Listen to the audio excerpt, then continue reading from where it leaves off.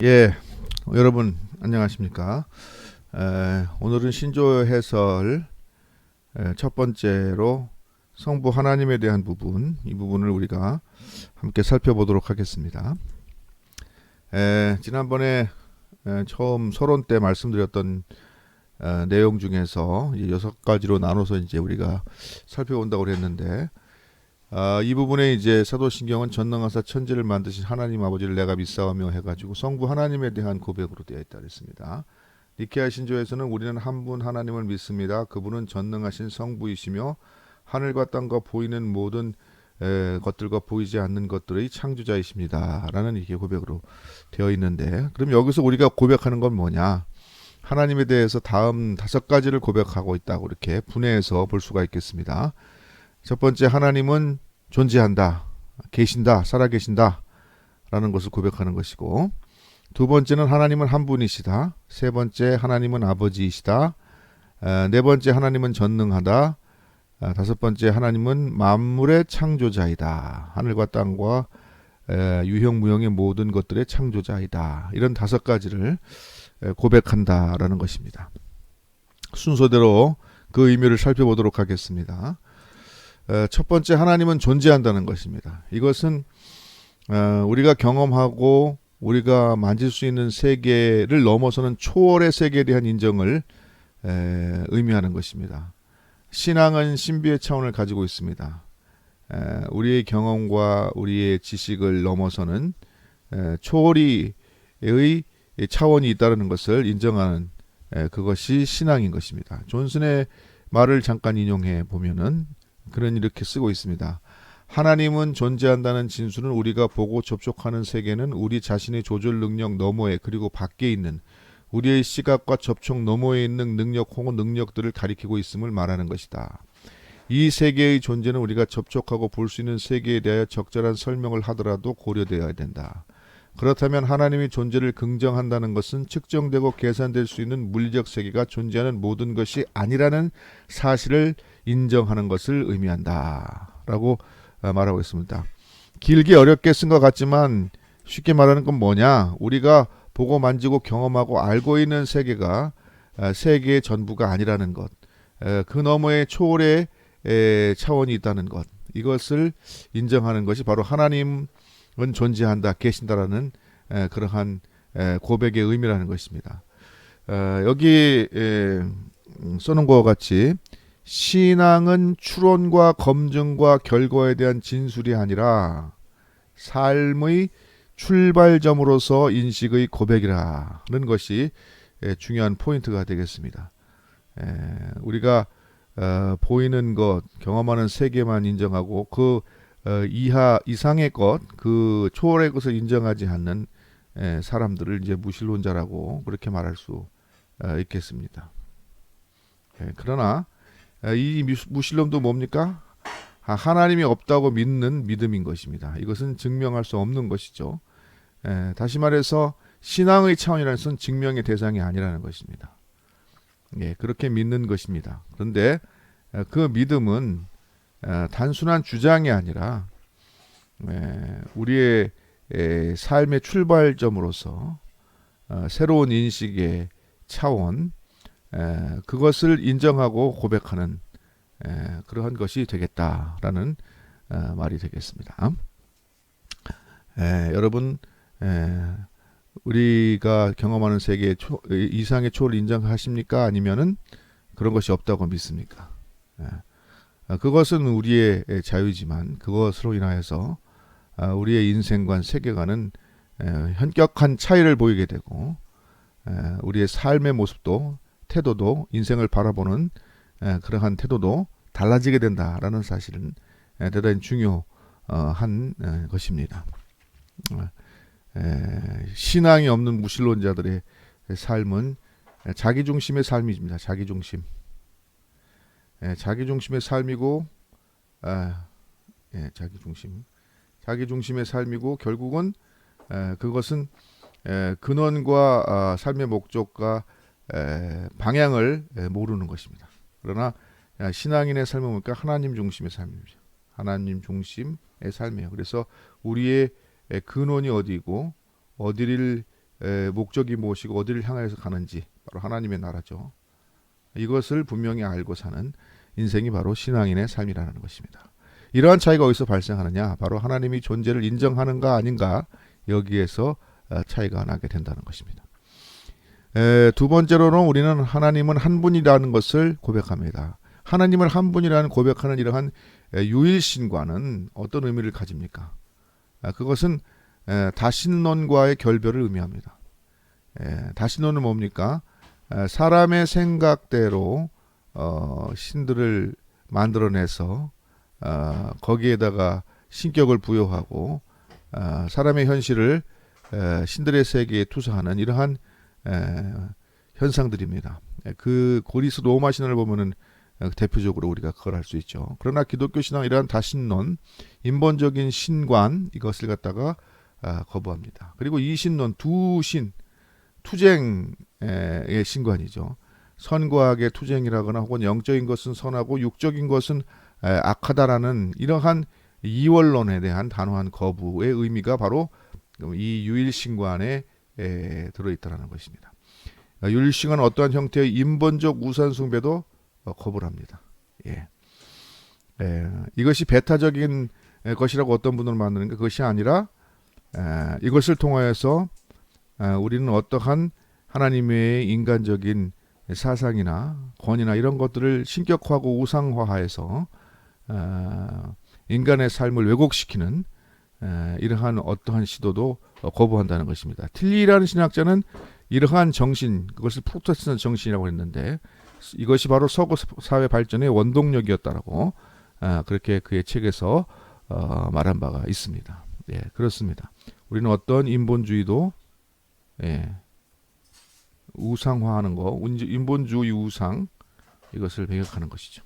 하나님 이외에는 다른 신이 없다는 것입니다. 이것이 오히려 우리의 인권을 향상시키고 자유를 증진시키는 그러한 토대가 된다는 사실을 우리가 알아야겠습니다. 하나님 이외에 어떤 권위도 절대화되지 못하기 때문에 그렇습니다. 여기에서 다 평등 사상도 나왔고 인권 사상도 나왔고 서구의 자유주의 사상도 나왔다는 것을 우리가 알아야겠습니다. 그 다음에 하나님은 아버지다라고 우리가 고백합니다. 성경에서 하나님의 부성은 무엇보다도 관계에 있어서의 칭호라는 사실을 우리가 이해하는 것이 중요하겠습니다. 이것을 여성신학자나 혹은 페미니스트들이 주장하는 것 같이 남녀의 대결 가부장적인 어떤 문제 이거하고 연결시켜서 이렇게 투쟁적으로 이걸 몰고 가는 것은 성경에서 아버지라는 고백하는 거와는 전혀 별개의 사실이라는 것을 우리가 알겠습니다. 자기 생각으로 성경을 해석하고 거기다 뒤집어 씌운 것이지 아버지라는 것이 가부장성 혹은 뭐 그것에 의한 탄압, 억압 이런 거하고는 전혀 관계가 없다라는 것입니다. 관계에 있어서의 칭호라는 것이죠. 그것은 우리를 하나님과의 인격적 관계 혹은 사귐으로 인도하는 그러한 작용을 하는 것이었습니다. 그런데 이 부분에 대해서 여성신학적 반론들이 일어나고 페미니즘의 이런 공격이 일어나면서 마치 이것이 아버지라고 말함으로써 가부장 사회를 갖다가 공고히 하고 남성의 여성에 대한 억압, 강자의 약자에 대한 억압 이런 식으로 해석하는 것은 대단히 인본적인 시각에 불과하다라는 것을 우리가 알아야겠습니다. 이렇게 해서 투쟁을 일으키고 싸움을 일으키고 피해자라고 하면서 반대로 여성이 남성을 죄악시한다거나 혹은 적대시하고 하는 것은 결코 성경적인 부성에 대한 이해가 아닙니다. 그래서 존슨 교수는 이런 말을 쓰고 있습니다. 본문을 자신의 욕구에 알맞도록 변경하는 것은 세대가 표출하는 나르시즘의 한 형식이라는 것입니다. 그러면서 그는 이렇게 말합니다. 하나님에 대한 보충적 여성적 언어를 사용하는 적합한 장, 그러니까 보충적 여성적 언어를 사용하는 것이 이제 세 가지 대안 중에 하나라고 그렇게 설명하면서 이것이 그나마 괜찮다고 하면서 이것도 제한적으로 사용돼야 된다고 얘기하는데, 이것을 사용하는 적합한 장은 신학적 토론이나 비공식 예배를 통한 그룹 미팅이나 성경의 언어를 비배타적인 방법으로, 이 배타적인 방법으로 하는 것은 하나님 아버지라는 이 부성에 대한 호칭의 왜곡인 것입니다. 그래서 우리가 이것을 비배타적인 방법으로, 배타적이지 않은 방법으로 언급하는 적절한 방법을 아는 사람들이라면 그들의 성경 독서회나 기대인 개인 기도에서 이렇게 사용할 수도 있겠다라고 말합니다. 그러면서 하나님의 부성에 대한 올바른 기독교적 이해를 말하고 있습니다. 세 가지를 정리해서 말하는데요. 첫 번째, 부성, 하나님의 부성은 실제로 남성 자신과 여성 그리고 특히 어린들의 양육에 유익하게 작용했던 실제적인 표상이었다는 것입니다. 그것이 긍정적으로 사용되어 어떤 것이 부성을 사용하던 사회의 실질이었지, 일부가 주장하는 것처럼 하나님 아버지라는 기독교적 언어가 가부장적 사회 구조를 단순히 투사한 것이 아니라는 것입니다. 그것은 오히려 하나님을 창조자, 보호자, 구속자로 경험했던 이스라엘의 이해, 그리고 하나님을 아버지라고 증거한 그리스도의 증언, 그리고 성령의 감화 가운데에서 그들의 삶을 영위한 그리스도인들의 삶 속에서 경험하고 알게 된 방식에 기초한 호칭이 바로 아버지라는 칭호라는 것입니다. 그리고 세 번째로는 우리는 하나님을 아버지라고 그러므로 말해야 합니다. 그러나 이 남성성은 무비판적인 수용이 아니라고 또한 말하기도 합니다. 그것은 인간적 부성을 초월한다는 것이죠. 하나님의 부성은 인간적 부성을 초월한다. 초월적 부성이다. 초월적 부성이다. 이렇게 말할 수가 있겠습니다. 그러니까 하나님의 아버지라는 이 말에 주목해가지고 사람의 생각을 거기에 뒤집어 씌워서 그것을 잘못됐다고 비판하는 것은 올바른 성경 이해 혹은 하나님의 부성 이해에 기초한 비판이 되지 못한다는 것입니다. 다분히 아까 나르시시즘 이런 얘기도 했지만 자신의 생각을 관철하기 위한 그런 덮어씌우기가 된다는 것을 우리가 유의하면서 하나님 아버지에 대한 올바른 이해를 가졌으면 좋겠습니다. 그 다음에 네 번째로 하나님은 전능하다라는 것을 우리는 고백합니다. 하나님의 전능하신 능력과 자유, 권위, 이것을 함축하는 말이 바로 전능하다는 말이 되겠습니다. 하나님의 능력과 자유. 그런데 이 하나님의 능력과 자유를 과정신학과 해방신학을 부정한 셈이라, 이렇게 존슨 교수는 지적하고 있습니다. 과정신학은 바로 이 세계 내적인 현상을 어떻게 하면 철학적으로 이렇게 이해할까 하는 방법으로, 그리고 해방신학은 자신들의 그 어떠한 목적을 달성하기 위해서 사람의 행위를 강조하는 방식으로 하나님의 전능하심을 오히려 부정하고 있다. 하나님의 능력에 의지하는 것을 오히려 거부하고 있다. 라고 그렇게 지적하고 있습니다. 그래서 다음 말이 중요하겠습니다. 우리는 단순히 신앙을 세계적인 것으로 한몫을 시킬 것이 아니라 바로 이제 이 과정신학과 해방신학이 신앙을 세계내적 것으로 한몫을 시킨다는 것입니다. 물론 그 신앙 역시, 그것도 역시 신앙의 일부긴 하지만 근본적으로 그것을 넘어서는 근본적인 문제, 즉 인성과 영혼의 근본적인 변화가 없이는 하나님의 나라는 요원하다는 사실을 인정해야 한다. 이렇게 지적하고 있습니다. 다시 말해서 성령의 능력, 초월적인 권능으로 우리가 변화를 받아서 그리하여서 하나님의 능력이 역사하는 것을, 우리를 통하여서 역사하는 것을 우리가 목도하게 되는 그러한 하나님의 전능하심에 의지한 근본적인 변화를 우리가 인정해야 되겠다라는 것입니다. 그것이 중요하다는 것이죠. 내가 어떻게 해보려 하는 그러한 인간적인 생각에 앞서 하나님의 전능하심을 믿고 의지하고 내가 그 전능하심에 기대어 변화받아서 세상의 변화의 역사를 일으키는 하나님의 능력을 바라는 그러한 성도와 교회가 되겠다. 이런 말로도 바꿔 말할 수 있겠습니다. 그 다음에 다섯 번째 마지막으로 하나님은 만물의 창조자이다 라는 것을 우리가 고백합니다.